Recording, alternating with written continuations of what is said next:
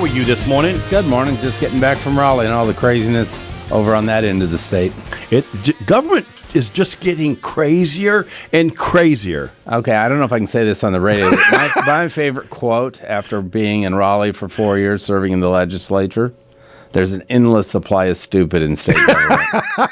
Okay, that brings up the thing I was going to ask you, if you care to dig into this a little bit, right? Here we go. I'm just kind of curious, okay?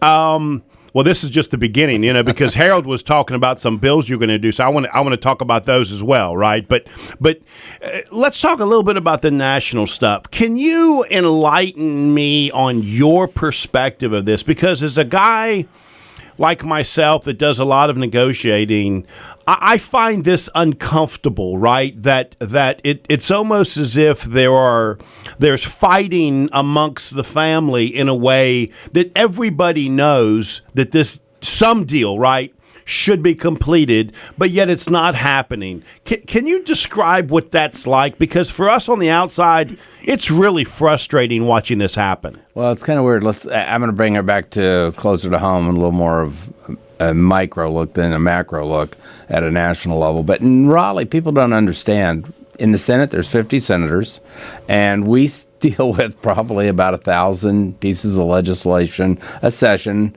during the long session, which is 6-7 months long. We're there 4 days a week.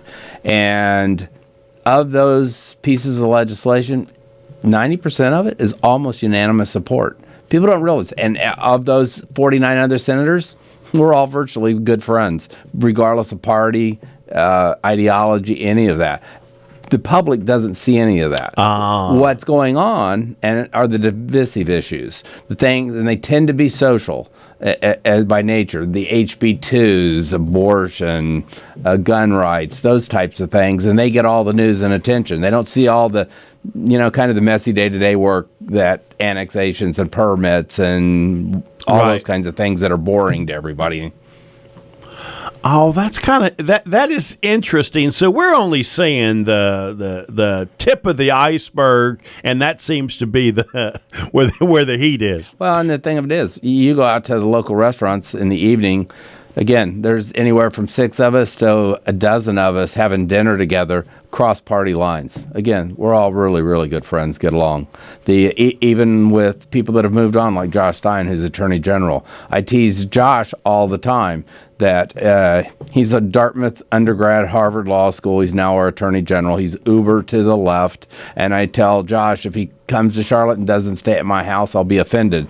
I want his friendship. And those things are important to me. And I tell him, I want his intellect to rub off on me, not his ideology. Okay.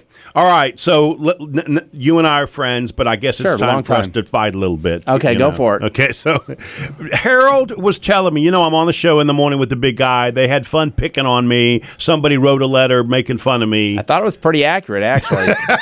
Let me check your handwriting.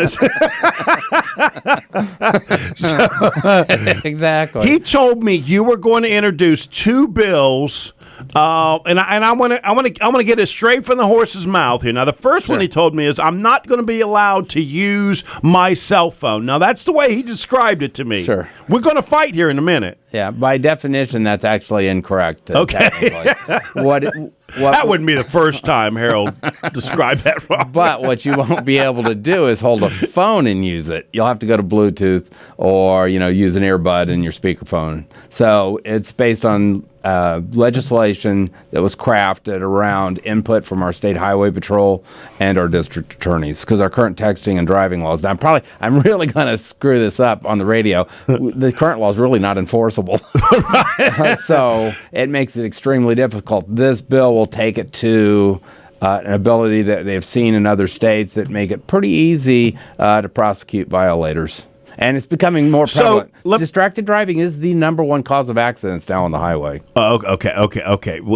I get you, and I know all the freedom stuff, and don't impose on me. Right. Okay, but I want to make sure I'm clear on this. Okay. Sure.